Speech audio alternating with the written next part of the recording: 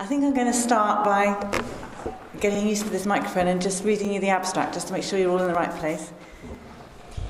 If you don't like the sound of the abstract, you can go shopping. Staring at the park.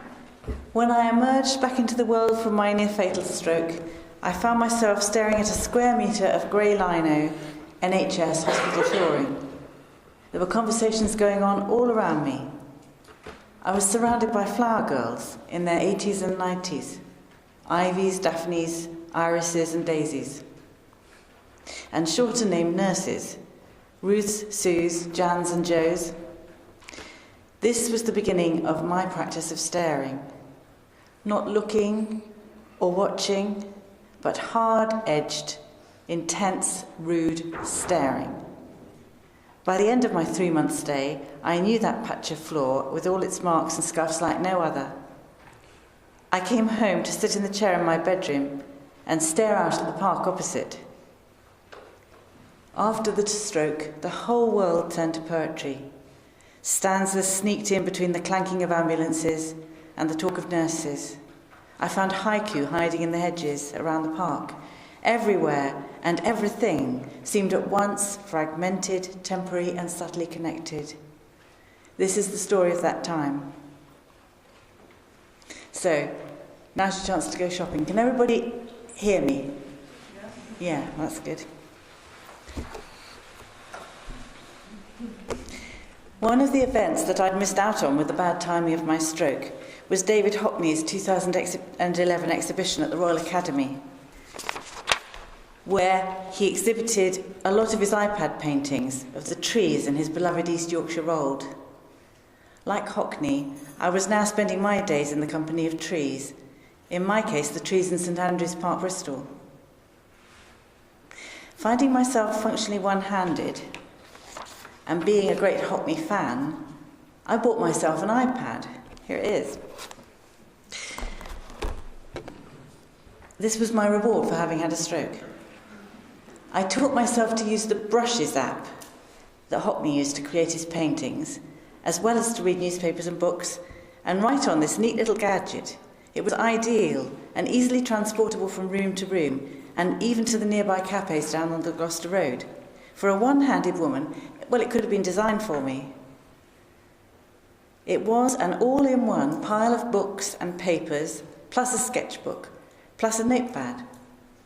It was brilliant. Being an inveterate qualitative researcher, I also read all the stroke narratives written in English that I could download. But I found them all, regardless of the gender or nationality of the authors, too coherent and linear. They all seem to begin at some kind of beginning, heroically traverse a middle, and end at some kind of end, whereby the stroke victoring, the conquering hero of the narrative, overcame adversity and carried on with life regardless. 2 recent British examples of such stroke narratives are the autobiography of Robert McCrum, who's the literary editor of the Zerba newspaper, and the series of newspaper articles and radio interviews with the political television journalist Andrew Marr, both of whom are relatively young and privileged men. An example typical of the North American happy-clappy success version of the genre was East Coast neuroscientist Jill Nolte-Taylor's book, My Stroke of Insight. In a similar vein, she greeted her experience with the unforgettable line in her TED Talk, which is still available to you online, "Wow, I'm having a stroke. That is so cool." As I read these stories, I had in my mind's eye not only my own experience, but also the experiences of the confused and bewildered elderly women with whom I had just shared the stroke rehab ward. How could the Mabels and Irises and Elsies and Daphnes of this world possibly feel anything other than complete defeat in the face of, "Wow, I'm having a stroke, that is so cool"? It became quite clear to me that the smarter and more heroic money was on the younger stroke survivors, of whom, let's face it, I was one, who were able to make up coherent, illness-conquering narratives with sparklingly positive outcomes. I wanted to tell a story that would resonate with the Mabels and Ivies of this world, an unheroic story about getting lost in a fragmented, incoherent, and confusing world, where stuff just happened to you, where people, things, and life events, like peeing on the floor, for example, just came at you from out of the blue. Now, that's the thing about Robert McCrum and Jill Nolte-Taylor. They both gave extremely accurate, detailed accounts of having had quite a severe stroke, with no mention of urine or faeces. Extraordinary. In my experience, the stroke ward was a sea of pee. I regularly dreamt that my bed was floating away on a turquoise sea, only to wake up soaked. In the end, my work became informed by the work of the archaeologists and classic scholars like Irving Finkel from the British Museum and Canadian poet Anne Carson, people who've spent their scholarly lives piecing together fragments of the texts of the ancients, such as the poetry of Sappho, written and pieced together from slithers and shards of papyrus. Their methods of piecing together fragments of text seem to have made some loose sense of connection with each other, either in the materiality or imagery or in the use of language. They seem to have more in common with my own recent experience of trying to piece together my life than anything I'd read about stroke survival, either from these life writers that I've mentioned, whose epic journeys are far too heroic, or from the medical literature, which was nearly all about random control trials and just too bloody boring. In the end, I wrote a book in narrow strips or fragments of loosely connected text. To quote from Lyra's Oxford by the children's author Philip Pullman, quote, "My book contained a story and several other things. These other things might be connected with the story, or they might not. They might be connected to stories that haven't appeared yet. It's not easy to tell. It's easy to imagine how they might have turned up, though. The world is full of things like that. Old postcards, theatre programmes, leaflets about bomb-proofing your cellar. All these tattered old bits and pieces have a history and a meaning. A group of them together can seem like traces. In the end, I wrote, produced, made, and/or curated this book on my iPad in shards or strips of poetic text, telling the stories of the park and my experience in the hospital system, which was all, in any case, a bit of a jumble, interspersed with my iPad paintings of the park, which you can see here, and postcards from the text from the writers I'd happened upon on my journey. The stories from the park consisted in fragments from a murder mystery, an ethnography, and a life story. The images you can see behind me here, like the words, have been written and drawn as if torn into shreds that fit together and somehow make up an account of my life post-stroke. It's random, this who gets written in or drawn in, and who gets written or drawn out of the text image business. The episode with the newts in the pond at Morris Road entrance below the bowling green, for instance, that got scrapped from this version, as did the whole eco-warrior park narrative.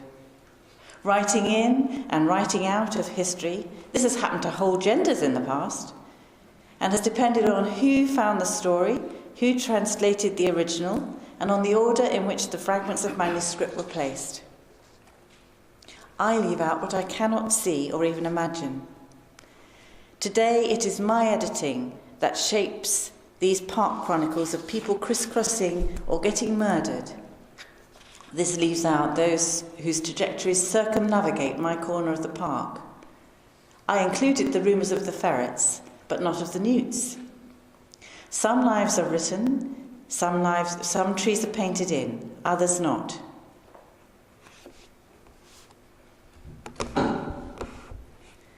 Last night, there was thunder and lightning. I opened the blinds and watched the lightning sheeting down into the park. The sky was in full flow, and the trees were creaking under the avenue of limes. I caught sight of a hooded figure scampering between the trees, the lightning falling down in sleek sheets through the attic windows, scorching around the room, then leaking out down the roof, dropping off molten into the garden, charred holes in the deck, my only proof. This is not a stroke survivor's narrative. Indeed, it is written against the grain of such accounts, as I've already said. I am not with such accounts in their papering over, or in their normalising. I am with the novelist Jeanette Winterson, who says, I do not accept that life has an ordinary shape, or that there is anything ordinary about life, at all. We make it ordinary, but it is not. My watch was stolen in an accident and emergency, and I found I could not make any sense of the clock on the wall. It seemed to be going backwards. Time stood still for days, and then suddenly lurched forward to the following week. One moment I was getting up in the morning, and then afternoon visiting time was over. For the most part, in hospital, I read poetry and listened to poetry and music, short interludes with intimate, beautiful language and an economy and density of expression that took me out into different spaces. Sarah, my partner, found me a new poet, Thomas Tranströmer, of whom I had never heard, despite his winning that year's Nobel Peace Prize for Literature, for giving us fresh access to reality. 11 years previously, I discovered he had suffered a stroke. Perhaps that was partly why his sharp, intense visual poems spoke so keenly to me and for me. Or perhaps his eyes had always been held so widely open to his world. I was in a busy, crowded inner-city hospital ward, and his words took me out into the quiet of Scandinavian forests. One can go slowly on skis in the winter sun, he wrote. Through brush where a few leaves hang, they resemble pages torn from old telephone directories. The story of my relationship with my newly broken body and with the divorced and with the diseased horse chestnut tree opposite my window in the park unravelled together.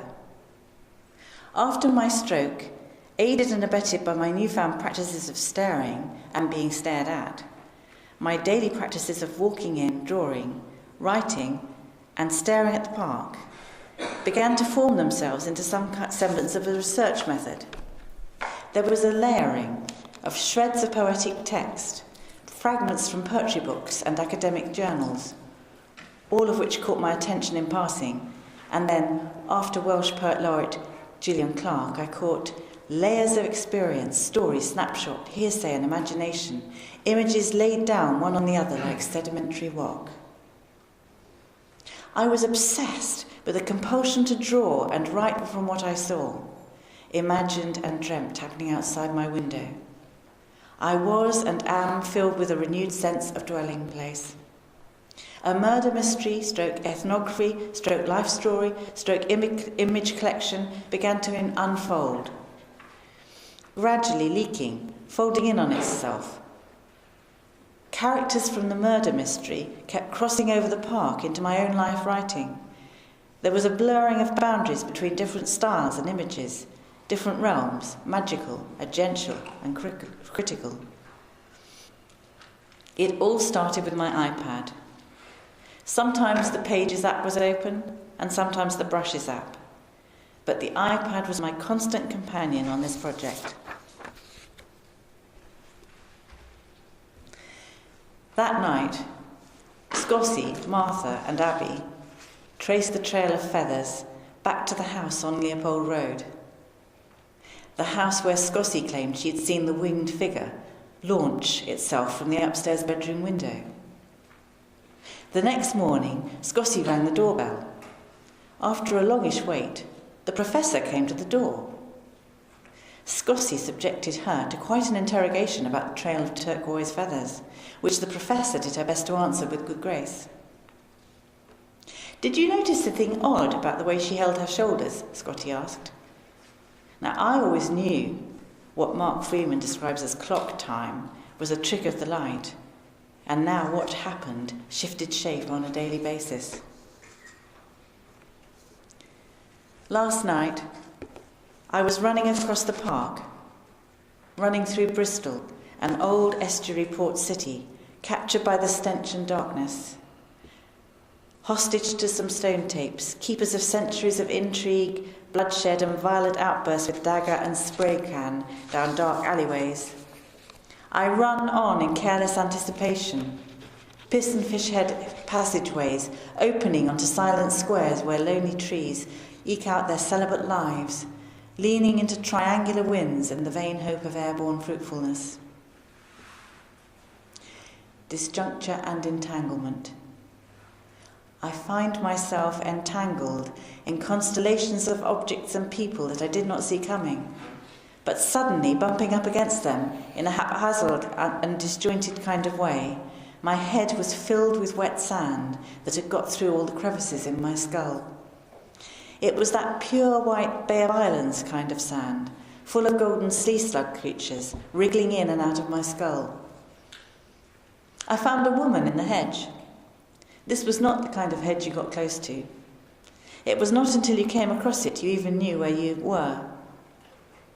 She slipped into the cobweb thickets, where she could still pick up shapes, hear far-off voices, and glimpse shadows in the mirrors as she passed. And I am left, staring at the park, marked and splattered with spectral traces, mapped by foxes and humans along pathways. The notes from my days in the hospital, preserved in notebooks, faded in places and water-stained.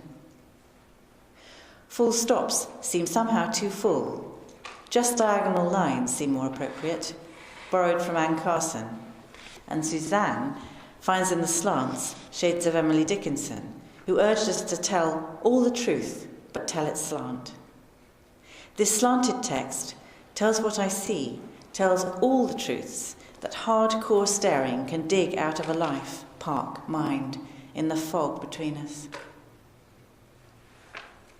I sit there in the window, and my mind wanders back to a conversation with Mabel, my neighbour in the stroke ward. If you cry, they'll offer you antidepressants. But I have a lot to cry about. Yesterday I cried because I couldn't get my knickers on, that's all. And then came the ward round in hierarchical order. The consultant suggests antidepressants again. Stroke patients get depressed, it seems, and little pills transform their lives, I'm told. But I have a lot to cry about, I argue. Well, I cannot force you, she smiles, tight-lipped, like a nun, faced with a sinner. Which is the greatest sin, I ask? Is it the crying or the pill refusal? Forgive me, Father, for I did not take my pills. I took the anticoagulants and the beta blockers, but not the citalopram. I am familiar with the side effects. I do not want them.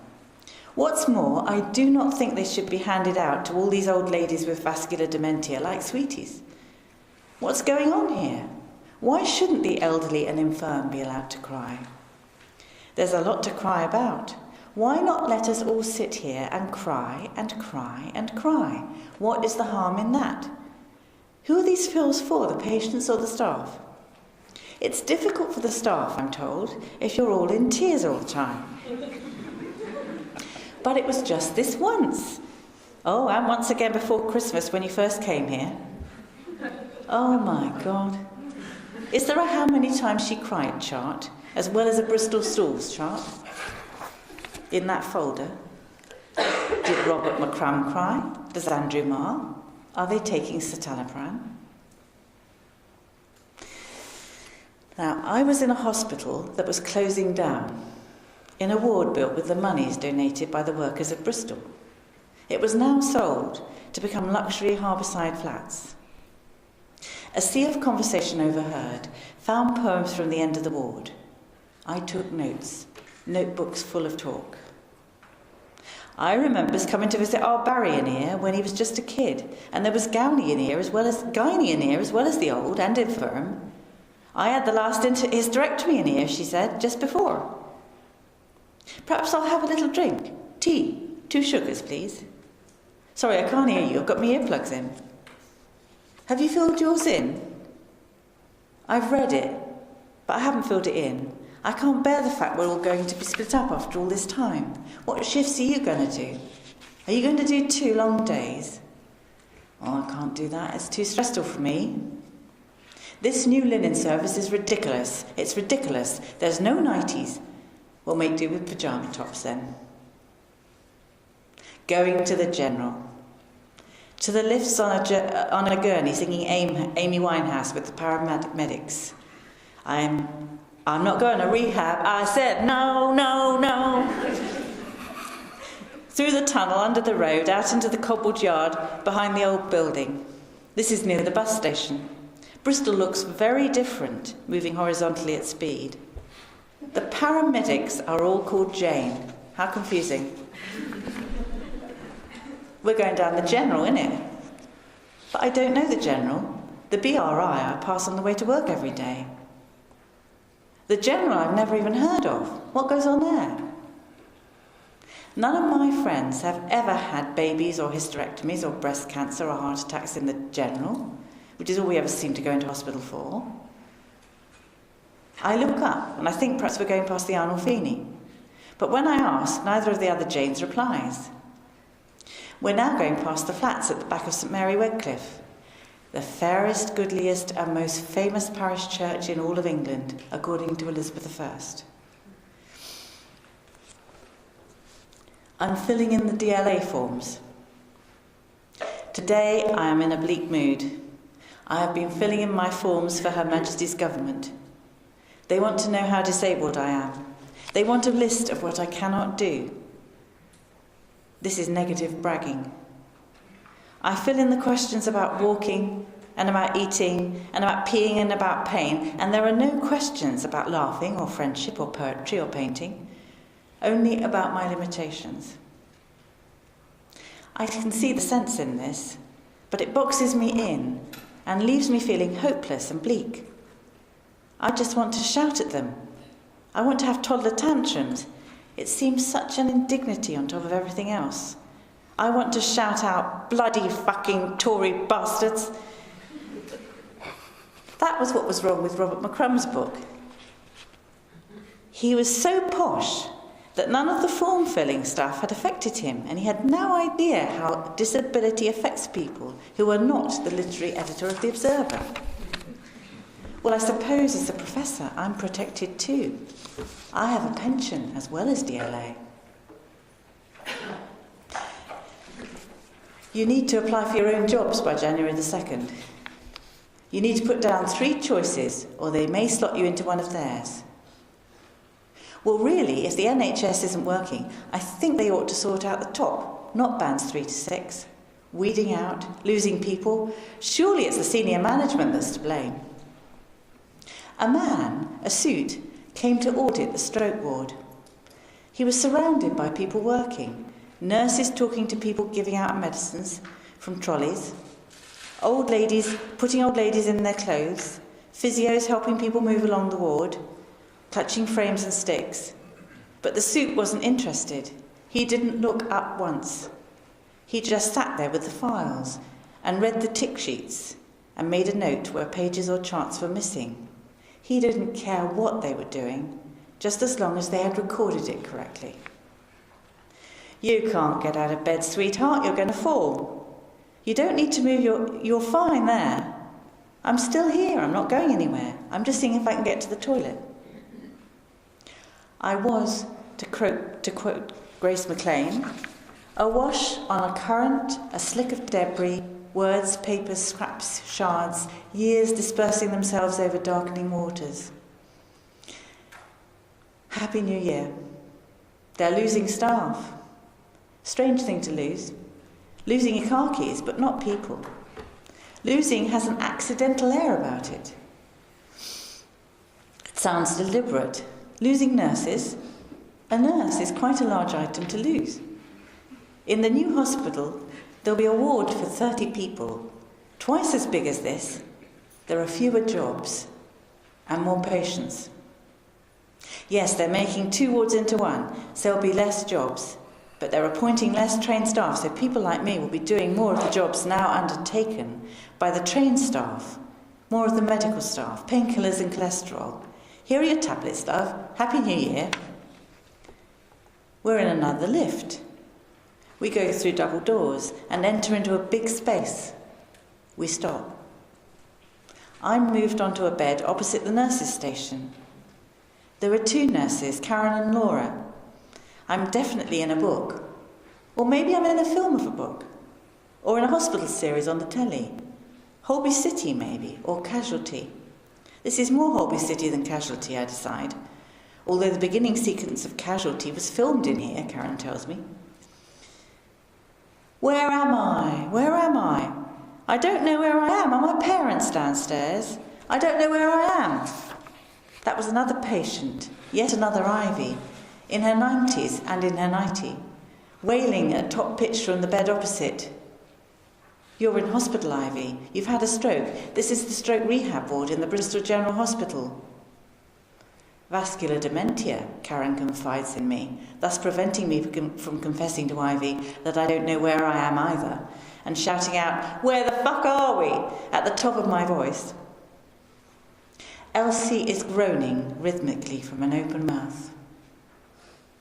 No one should die alone. Elsie has been dying ever since she came in. She is dying here with us, not her loved ones, not her chosen ones. I feel it's her choice to be in here, knowing nothing of her wishes. There was a niece who came once, had a conference with the consultant about the care plan, and then vanished. Silence. So we are to be her companions at her death. Our softer breathing accompanies her groans in the cool night. It is January the 1st, 2012. Elsie has seen in the new year. Surely she won't die tonight. Is she in pain, I ask. I should think so, dear. How old is she, I ask. I think about 83, Edna replies. I watch her breathe in oxygen through a mask and take up food through her tube. I wonder about assisted death and life and death and medicine. If she were my dog, I would know what to ask them for. This doesn't seem quite right to me. Not quite humane. And yet we remain here, her silent witnesses on the ward. What do the nurses think, I wonder? Perhaps they do not question tonight's news item on assisted death, discussed in the House of Lords, a new report in the Lords by Mary Warnock, with Elsie in their mind's eye. Perhaps they do. And we, the witnesses, surround her aching body with our breath, our human presence, for we will be the mourners when she goes, an absence, lingering still amidst our presence. Humans are animals, and like all animals we leave traces as we walk, signs of passage. Made in snow, mud, grass, dew, earth or moss. As we cross and crisscross the park, going about our daily lives, we leave traces, scents and stories of our coming and going, palimpsests that can offer readings into the architecture of our lives. It was these traces, scents and stories that she was mapping from her window, recording these inscriptions on the park and their indentations into the life of the park itself. In the snow, she could see clearly the lives of the foxes, the birds, the squirrels, the rats, the humans, the bicycles and buggy tracks making their way across the park. The foxes take the possession of the park at night. It is only in the early morning, after it has snowed, that their journeys back and forth can be mapped by humans. Many of them live in lairs buried beneath the park keepers' huts on the corner of Effingham and Melita Road. But some come in the park at night from the surrounding houses and gardens. Looking down into her own garden the morning after it had snowed, she could see fox tracks, winding their way along the front path and across the road into the park. She had heard them howling and mewling in the night, over on the other side of the park. The thing about the patterns of fox tracks was that they always looked the same. It was as if the tangle of fox pathways that only ever appeared visible and subject to the human gaze when it snowed was as inscribed onto the fabric and memory of the park as the concrete and tarmac paths. The circus school students tended to stay away during the snow. That week there'd been no hoopla hooping, tightrope warping, or African drumming practice in the park. Perhaps the drummer was annoying his own neighbours that week, as much as he had annoyed the people in the park the week before. Or perhaps he was finally learning a new rhythm. Tai Chi doers and drug dealers both continued despite the snow. A small group of dedicated Tai Chi doers gathered every morning beneath the Morris Road plane trees. They moved separately and also somehow together in slow motion across the east side of the park, facing the sunrise. Below them, on the drug dealing bench, it was business as usual. This morning it was the red-headed bloke with the beard who seemed to have brought endless supplies with him in the pockets of his duffel coat. What if one of the Tai Chi doers is an undercover cop? She asked herself. What if I were an undercover cop? She began to turn over newspaper headlines in her mind's eye. Retired Professor of Education uncovers Bristol drugs ring. Ethnographer identifies drug dealers in her local park. Which led her onto other imagined scenarios. Snooping professor found murdered with her own binoculars in her bedroom. The horse chestnut stands in the park outside my window. She is about the same age as the house. The park is Victorian too. We only moved in 13 years ago, in the spring. The tree was just coming into leaf then, and each year new leaves decorate the bell of its branches. Each May, its buds have burst into dark pink blossom candelabras. Her green-tinged bark is covered in gnarled, wooden, fungus-like lumps. But I have never worried about them before. Only this year, when I had the time, when I was spoilt for time. I stopped and looked closely at the tree and saw the dark, dank patch in the fork of her trunk. Canker. Horse chestnut canker. The oak tree behind has a similar gnarled woody fungus, but not the bleeding from the trunk. This horse chestnut is weeping shamelessly, and I have never even noticed. How many years has she stood there weeping darkly in front of my bedroom window while I have carried on with my life? Year upon year, for 13 years, I have neglected the passing of the seasons in this city. Every year we plan to go to Westonbirt to catch the autumn colours in the Arboretum and find that once again we've missed the moment. Year upon year I wait until we travel in the summer to Pembrokeshire, or at New Year, our biannual sojourn in the country, and only then, out of the city and away from the routines of everyday life, do I notice the passing of the seasons. This new year I notice that I have once again missed the turn into autumn, the falling and turning of new leaves, of the leaves. Plane blight, oak decline, beech and hornbeam wilt, horse chestnut bleeding canker, ash dieback and elm disease. A human lifetime stretch of damage. The trees are dying, slowly dying as they grow, 1,000 years up and quickly down, bleeding darkly from the middle, rotten sap seeping out. 8 million ash trees, all waiting dieback.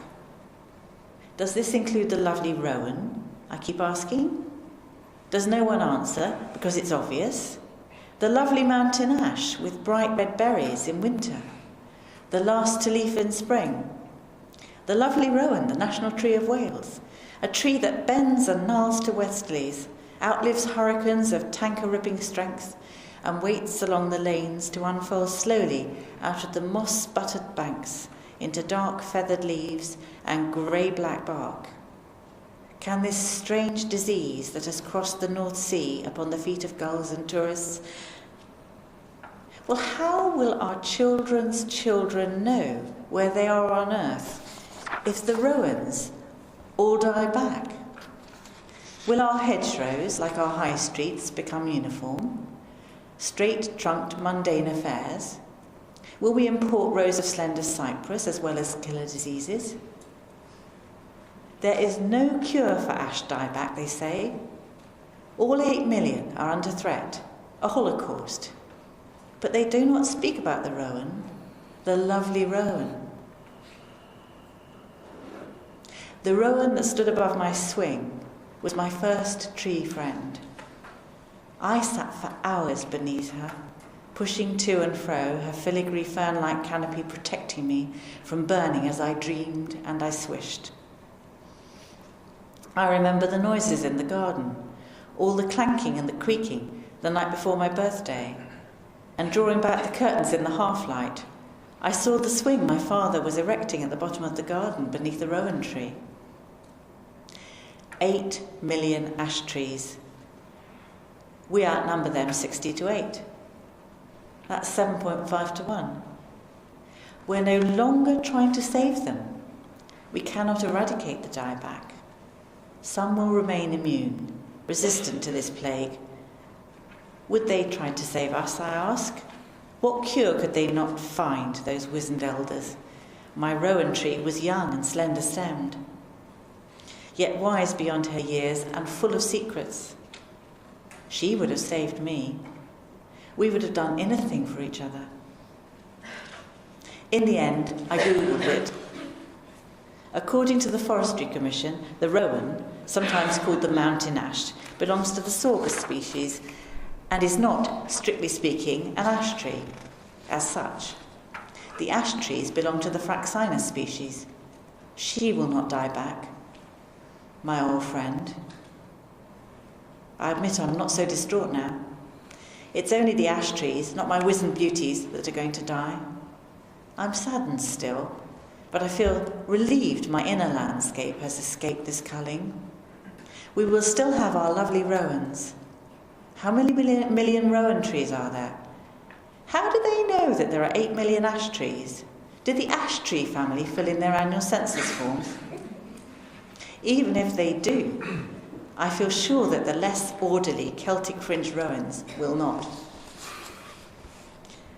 When I woke, the sun had risen in the west and was blasting this side of the park with light. The horse chestnut was bathed in a bright orange and pinkish light. The higher twiggy branches picked out, casting deep maroon filigree shadows on the glowing trunk. The dark green trunks of the lime trees, a shadowy avenue behind. The park was lit as if for a film set in the Louisiana bayou, not in the cool grey skies of northern Europe. We get this winter light, bright and orange-pink sky, quite often in these winter hills above the city. I had lost track of time, becoming lost in that other way that is not about dislocation, but about the immersion where everything else falls away. My favourite couple enter the park from the north. Her long hair swaying in the light breeze. It is November, but sunny and crisp. Autumn is late this year. The horse chestnut and inner golden brown and outer green. They're holding hands. They're always holding hands. They stride down the avenue of plane trees with their German shepherd at their heels. He has his dog walking rucksack. He always has his dog walking rucksack. A metal drinking bowl tied on the back. They are wearing their hats. They're always wearing their hats, even in the summer. Now, she had often flown in her dreams. She had been flying all her life. But dream sequence flying hardly did justice to the real experience, that moment of flinging herself off the windowsill, wings outspread, that moment of soaring up into the westerly wind. She never knew quite what to do with her hands and arms, and experienced a surfeit of upper body limbs as she crossed them in front of her. This was the position that she'd taken up in her primary school nativity play, a position she'd not had to call on for 50 years. How do I explain to them why I'm not going to the workshop? How do I describe this layer of fatigue weighing in amongst the usual fog? I send them an email saying I'm tired, describing myself as a poor old bat.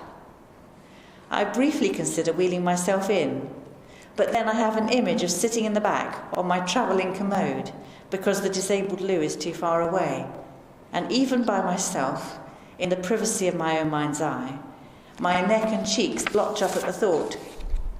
She used to be a professor here, poor old bat, but then she had a stroke.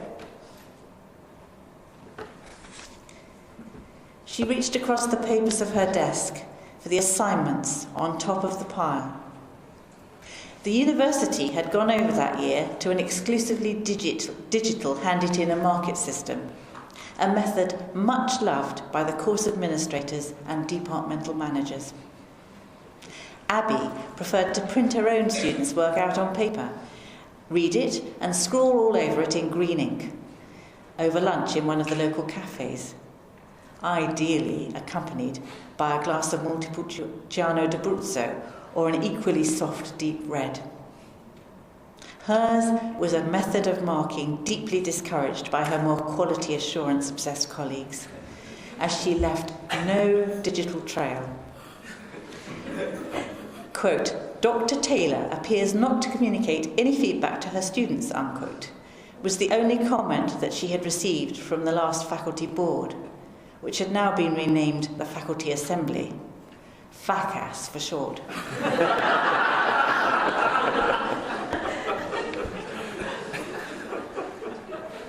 It fulfilled the same dysfunctions it had always done. Her protestations about her lack of recognition for the copious notes she wrote to her students and the more intimate relationships she felt these handwritten exchanges created had fallen on stony ground. She had been taken aside by the graduate dean and assured that nobody objected to her handwritten notes, just as long as she copied everything they contained onto the computer system as well.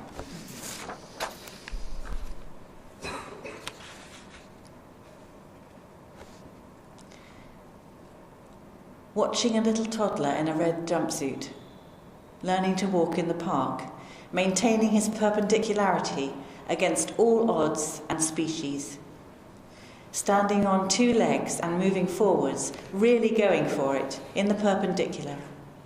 What an odd species. Watching him surrounded by dogs of all sizes in the park, the four-legged confidence of the dogs, the two-legged doggedness of the toddler, determined to emulate the perpendicular adults. He shows none of my hesitancy as he teaches himself to walk, mimicking his parents. He is strutting out, one foot, then another, off all fours and straight up, perpendicular in the winter wind. Does he have to remember to bend his knee, I wonder, as I watch his faltering progress? His pace is faster and gait is stronger and braver in a day than mine has been after a year of all this. All pathways open. He skips across the path, thoroughly human, perpendicular.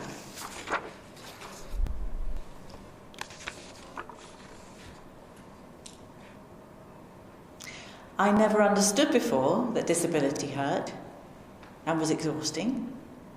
I thought people in wheelchairs were just like me, with some bits missing, not bits that carried on hurting. I didn't realise how tiring it all was and how long it all took. Park haiku. A fox loiters by the avenue of plane trees as I draw the blinds.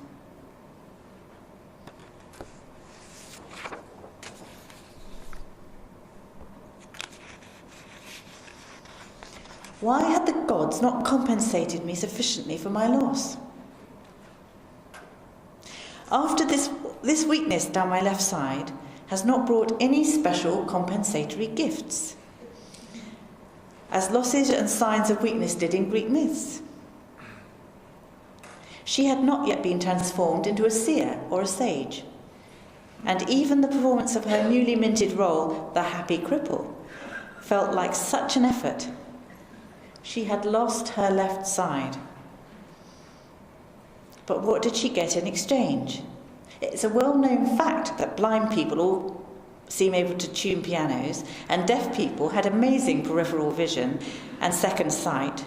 Well, what did broken people with black holes in their brains, where thoughts used to be, get in exchange? The god Hermes had winged feet and was the Usain Bolt of his day. I bet he was a starey and a half as he whizzed round the park for his early morning jog. That Rosemary Garland Thompson would have had a field day with Hermes. He was my kind of hybrid starey, that Hermes, she would have said, if they'd have met. Staring bespeaks involvement, and being stared at demands a response. A staring encounter is a dynamic struggle.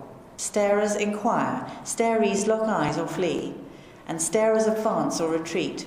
One moves forward and the other moves back. Now me, I've always fancied a pair of wings. Not on my feet, proper muscular wings. I fell down again last Sunday night in the sitting room. I was trying to move the books and stuff that people had given me, that accumulated on my side table. People, well-intentioned, bring it all to me when they come crypt visiting and leave it on the table where it accumulates. Poems, books about imagined lives, packets of flower seeds, bath salts, packets of oil pastels, chocolates, a paisley-painted trowel. In short, everything a poorly girl could need. They send them through the post, or they just put them down beside me when they sit down to visit, and never see the effects of all this accumulation of stuff. I couldn't come empty-handed, they say. Why not? I go everywhere one-handed, I think. But somehow that bubble never seems to appear above my head. Now that would be rude and ungrateful and wouldn't do. Anyway, I was having a go at moving all that stuff, which was quite heavy actually, when I overbalanced and bounced my head and back down the wall and landed on my bum, legs tucked awkwardly back underneath me in the sitting room. It could have been worse, as Simon the paramedic said on the blue forms he had to fill in. There was a green report form too for me or my carer, and leisure and yellow copies of everything for everybody. Anyway, I don't know whether it was that bump that did it, but there was a real soreness starting in my shoulders. An underskin lumpiness started erupting, followed by a hollow, whimsical inner creaking, a bit like the outpuffs of an old harmonium. And I knew instantly that my much longed-for wings were at last growing. I could feel the tingling, the soft top feathers sprouting just beneath the skin. This'll give them something to stare about in the park, I said to myself. All the next day there was a tingling and separating of skin, bone and feather, all down my back and legs. I had to sit a long way forward on my chair, almost on the edge. By last Tuesday lunchtime, I couldn't contain my excitement and hobbled upstairs to the back bedroom to have a look in the full-length mirror at my newly developing expansive wing. I was hoping for black crow-like feathers, but these were even better. In a bright, shimmering peacock blue and green with gold-rimmed purple peacock's eyes below the shoulder blades. Wow! Here was my compensation. I had at last become a winged creature, like Hermes, talk of the park. The Greek god Hephaestus, son of Hera and Zeus, king and queen of heaven, was thrown down from Olympus to earth by his warring parents, with the result that he was crippled and walked with a limp. When he grew up, he was rewarded by the gods with marriage to Aphrodite, the goddess of love. Well, I would rather have these wings. That night, I tried them out. Tentatively opening the bedroom window and casting all my usual thoughts of vertigo asunder, I jumped straight out to fly across the park. I had finally been compensated for my left-sided weakness by the gods, but at the same time became filled like Hephaestus with a vengeful anger. Swooping down amongst the trees, the park was silent, and still the noise of the traffic on the M32 seemed to fade into the distance. From above, it seemed that the trees in the park all stood in a state of hushed reverie, as if they were waiting for something to happen. The avenue of horse chestnuts in the middle of the park was home to a colony of whispering bats, who flocked out to join me as I swooped over the cafe. By the end of the following week, I'd become quite used to my wings. It was quite an art getting them in under my clothes, which made getting dressed in the mornings take even longer than usual. I tried to ignore the fact that on the ground, the wings added to the asymmetry of my broken, unruly body, with the left wing dragging along behind me on the carpet like my left leg.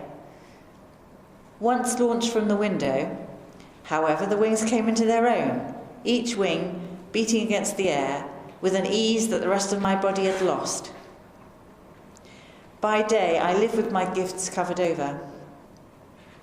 I had no desire to become known for my circus show freakery. But how I longed for those cool summer nights. I stayed out regularly, night after night, only returning home as the dawn light began to creep up and glance off the shimmer of my wings. Every night I slid back over the windowsill, wing muscles creaking and groaning with the effort of folding themselves up under my shoulder blades once again. The park was my playground, and I was its creature. Fuck Hermes. Am I writing rubbish? And will the sisters swoop down and question the connection of this writing to the, quote, real situation of, quote, real women? I tenderly write towards Mabel and Ivy and believe they will consume such a text fragment by fragment, and like archaeologists will dust off each scrap and hold it up to the light. But what if they, like Patty Lather and Chris Smithy's Angels, would have preferred a supermarket book? Is this a betrayal?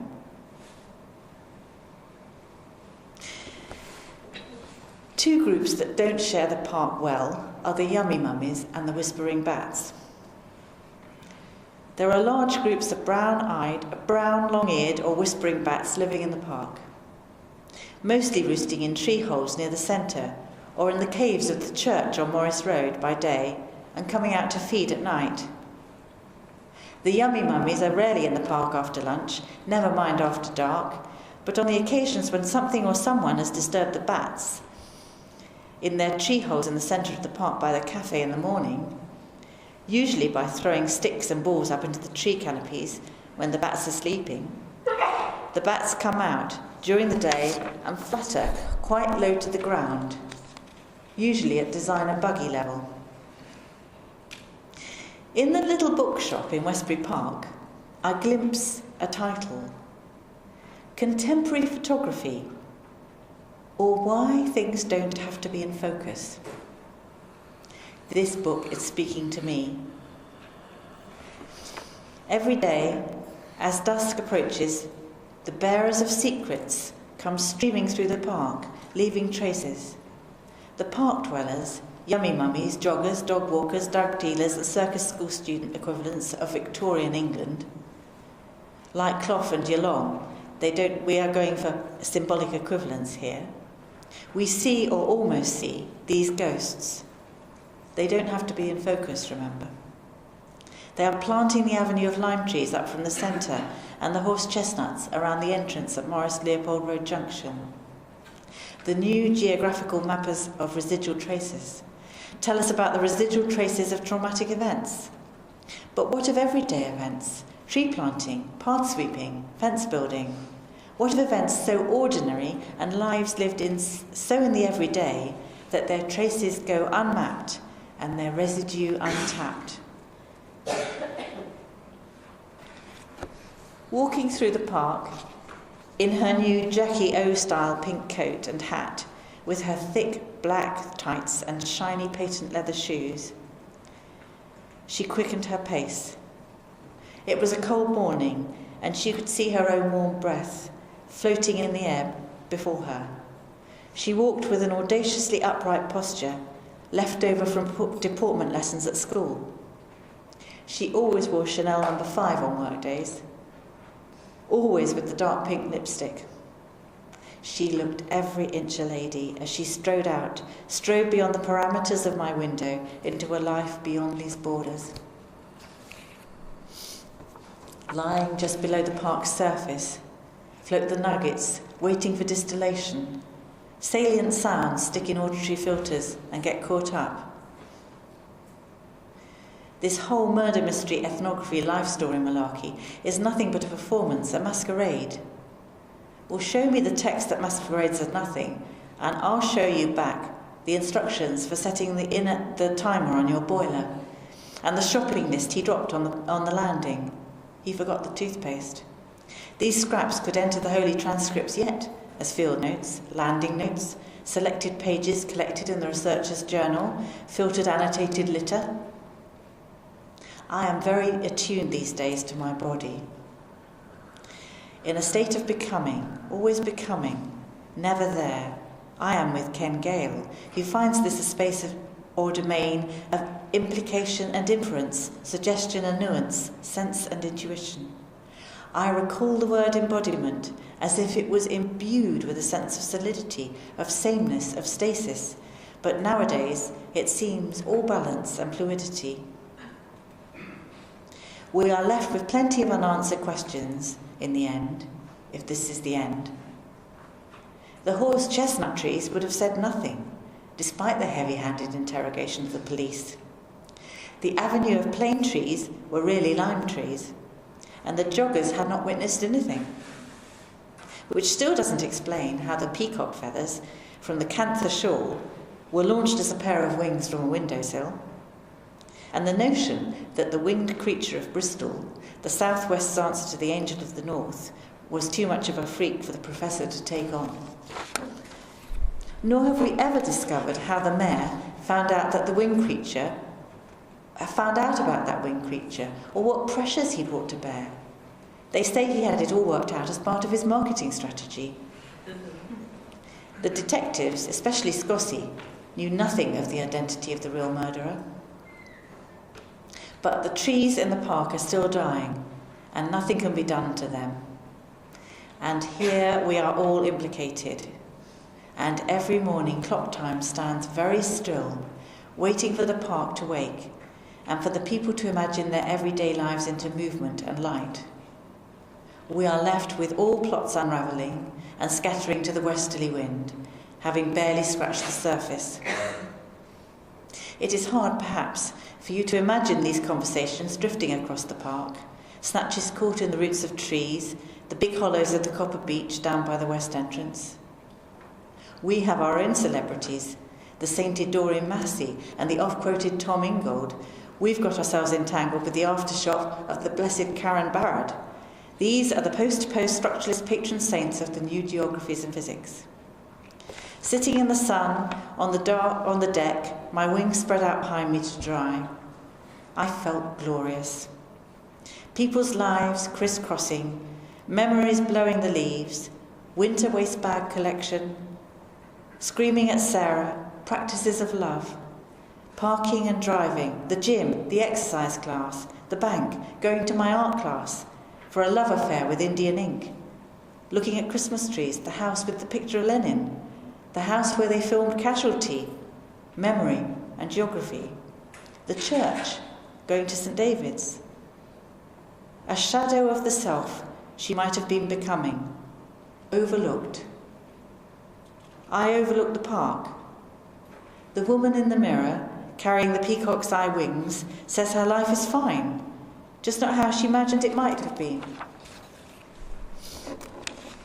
And you leave me sitting here, in the sun outside the sloop, and you go off on my favourite walk. Will you be all right, you ask? Yes, of course, I say. What will you do, you ask? I'll write a poem, I say. Will that be all right, you say? Yes, of course, I reply. I sip my red wine. As you all got your gear on, and then, as soon as you are gone, my battery runs out, and I'm left with nothing to write on or with. I sit in the sun and stare across the harbour at the cloud shadows skidding across the warm brick walls of the ruins on the other side. I'm good at staring these days. There's a wind out on the Irish Sea, but here in the pub garden, in the little inlet, we are sheltered. I close my eyes and think of you. In my mind's eye, we are never two old ladies hobbling down the quayside, but young women striding out with far too curly hair for our own good, heads held high, hands held tight. Thank you.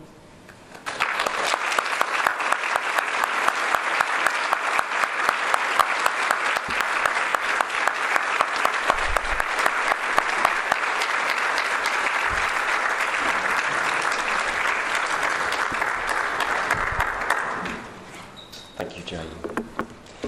We have a few minutes for questions. We have some roving mics, as before. And when I say questions, they might be responses of any kind.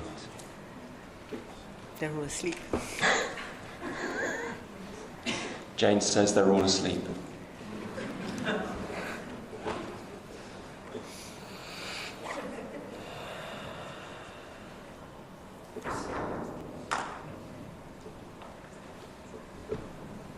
This is an emotional geography conference, and I've never been to an emotional geography conference before, and I love it. I feel very relieved and privileged, and thank you for sharing. Thank you. I've never been to an emotional geography conference either, except that I think I've been at one all my life.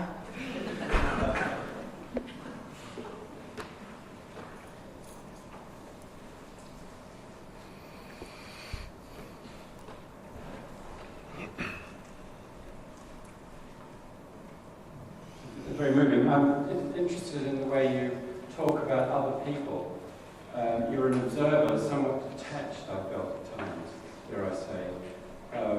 You mentioned support from close friends. Do you have more to say about support that you've received? I guess you're somewhat critical of medical and care support that you've done. Perhaps you could just elaborate on the being with aspect of the emotional experience.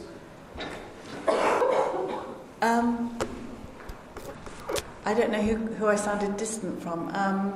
I am distant from the people in the park.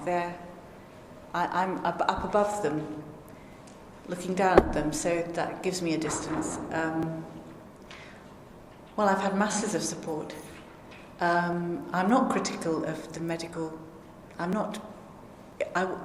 critical of the fact that they closed down the hospital around us, but I'm not critical of the people in hospitals who worked. I'm critical of the suit who came to audit them, but I'm not critical of the people who were there supporting us.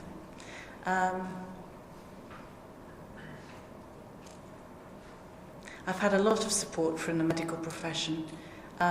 They don't tell their stories in the way I tell mine, and they don't even know that their stories are stories, but they are. I've had a lot of support from my partner, who's 2 rows in front of you, and my family, and I've had a lot of support from my boys and the people that Jonathan mentioned in the Centre for Narrative.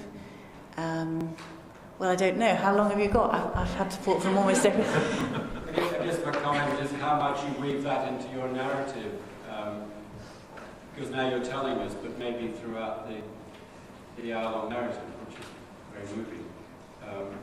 Is there something about storytelling that sort of does distance one? No, I don't think there's something about storytelling. This story was told from a distance. I was in a fog, as if in a fog. After you've had a stroke, you are cognitively and physically and emotionally somewhat apart from the world and people, and indeed yourself. So there is a space between you and people, as exemplified by me in my bedroom window looking at the park. The whole of my life felt like that staring at the park process. And this was a metaphor for what life after a stroke feels like.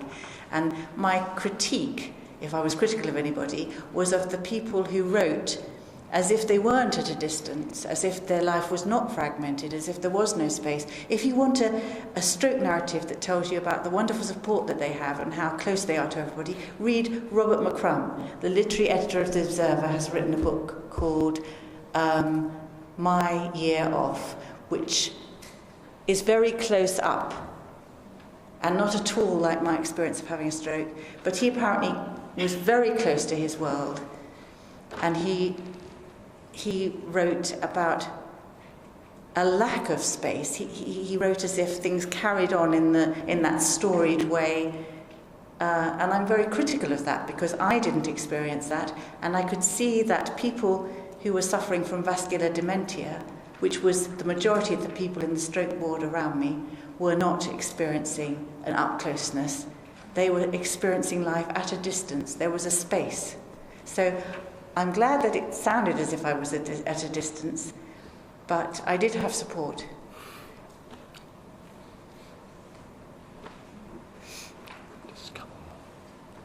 I was actually really surprised how intimate it seemed to be when you were talking about the toddler and falling on his knees and walking, and the couple with the hat and the rucksack. And I was actually, I kept thinking, wow, you're looking from a room down to the park, and I felt like I was in the park. So to me, I didn't sense that distance. To me, there's something incredibly intimate about the way you were describing people.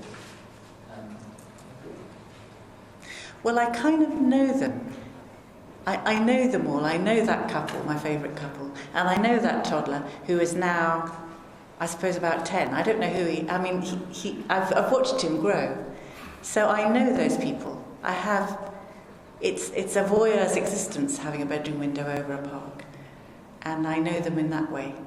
There is an intimacy with them because our lives have been shared. I've shared my life with that park like with no other outside my immediate family.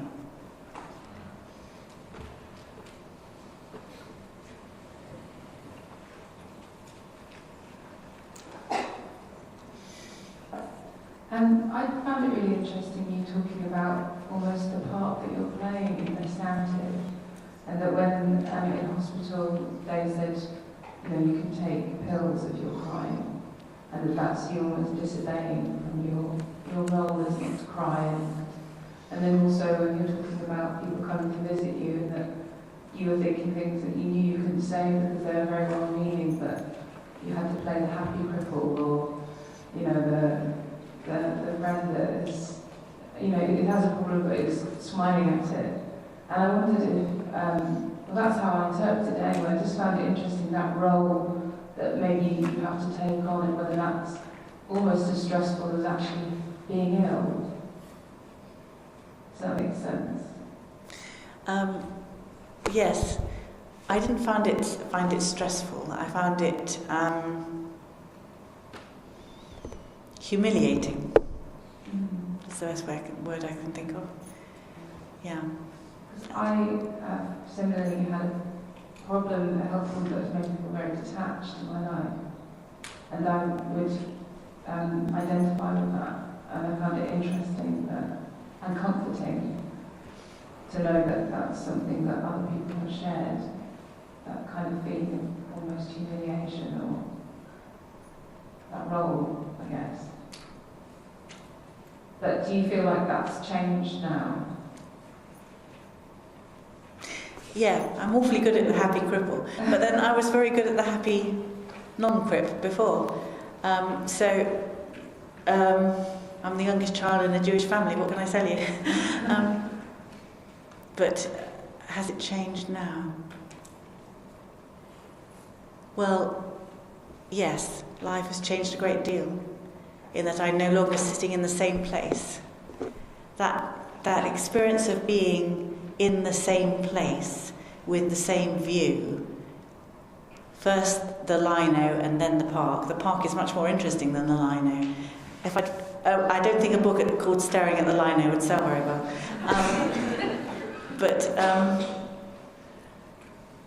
That we very rarely have that experience in our lives until we get so old that we can't move, or we get so disabled that we can't move. And so I'd never had that experience. It's changed now because I move around the place, and I'm an art student now. I go to art school 3 days a week, and I don't sit and stare at the park all the time. So a lot has changed. Things are moving. I'm moving. The lady there. We have time for just one more question. Quick question. Thank you. Thank you very much. I really like the way that you bring together such paradoxical things. I love the idea that you can be so defiant in your steering, but then there's this huge sort of affective wash that comes through with what you do. And I suppose I also like the way that you put the social and the political in with the personal and weave all of these things through, and you do it really elegantly and beautifully. I guess I'm interested in just seeing your thoughts around what it might mean to produce this kind of work in the times that we live in, and be so committed to doing it, really, in times that actually are so instrumental and focus on measurement and evaluation and all the things that you're critiquing. So I'm just admire you and am very impressed by your ability to keep doing this work, and I'm just interested in your thoughts on what it means to do this kind of work in these fast and busy times that we're living in, I guess, and what comes from actually steering in a range of different ways at this world. Kind of a Lauren Berlanti kind of question, really. I think it's a lot easier to produce a book like this when you don't work for a university anymore. And it's probably easier to advocate staring as a research method when you don't work for a university anymore. If that was the context of the question. But I retired as a result of this stroke. I retired 4 years ago? About 4 years ago. And this is the first conference I've been to, so being surrounded by people, most of whom are working in a university environment, is actually quite strange for me, because I only go to universities to do things, now this is going to sound odd, but that I like and that I want to do. And I've been surrounded by people who are in universities on other days of the week, these past 3 days. And that's been quite a shock. I had forgotten how bloody awful it was. But I'd forgotten the neoliberal regime. But it is possible to forget it if you get out of it, that's one thing. And I'm not sure you have to retire or have a stroke to forget it. But you have to build around you a community. I think that when the person at the back, was it Richard who asked that? I don't know, asked about my support, and I mentioned the community of scholars that I was in at Bristol. Well, they're still around me now. If you've built a community, it's building a community that enables you to do this kind of work. You need collaborators and aiders and abettors to do it, I think. It doesn't work without community building.